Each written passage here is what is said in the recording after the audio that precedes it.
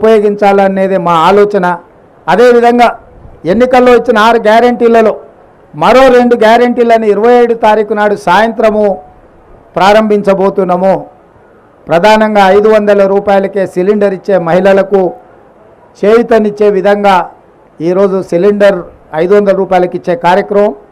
రెండవ కార్యక్రమము పేదవాళ్లకు 200 యూనిట్ల వరకు తెల్ల రేషన్ కార్డు ఉన్న ప్రతి పేదవాడికి ఇంటికి ఉచితంగా విద్యుత్తునిచ్చే కార్యక్రమాన్ని ఫిబ్రవరి 27 తారీఖు నాడు సాయంత్రము ప్రారంభించబోతున్నాము. ఆ కార్యక్రమానికి శ్రీమతి ప్రియాంక గాంధీ గారు కూడా హాజరు కాబోతున్నారు.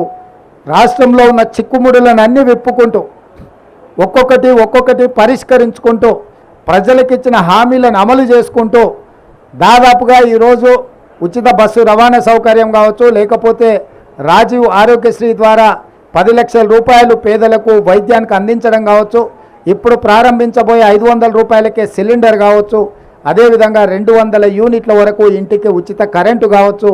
మేము వచ్చిన 60 రోజుల్లో 25,000 ప్రభుత్వ ఉద్యోగ ఖాళీలను భర్తీ చేసినాం.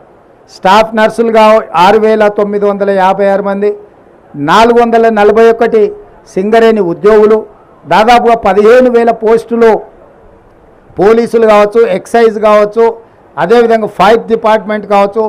వీటన్నిటితో పాటు మార్చి 2 తారీఖు నాడు మరొక 6,000 పైచలకు ప్రభుత్వ ఉద్యోగాలు భర్తీ చేయబోతున్నాము. మేము ఏదైతే 2 లక్షల ఖాళీలను భర్తీ చేస్తామని చెప్పినామో ఇలా గర్వంగా 25,000 ఉద్యోగాలు మేము భర్తీ చేసినామని ప్రజలకు కనిపించే విధంగా, కుళ్ళుకుంటున్న వాళ్ళకి వినిపించే విధంగా ఎల్బీ స్టేడియంలోనే వేలాది మంది సమక్షంలో నియామక భర్తీల పత్రాలు వాళ్ళ చేతికి అందజేసినాం. ఎందుకంటే ఇచ్చినా కూడా ఇయ్యలేదని అబద్ధ ప్రచారాలతోని గోబెల్స్ కంటే కూడా వాళ్ళ బాబుల్లాగా తయారై మామ అల్లుళ్ళు తండ్రి కొడుకులు మా ప్రభుత్వం మీద దాడి చేసే ప్రయత్నం చేస్తున్నారు. కాబట్టి ప్రజల కళ్ళెదురుగా నిరుద్యోగ యువకులకు ఉద్యోగ అవకాశాలు కల్పించినాము.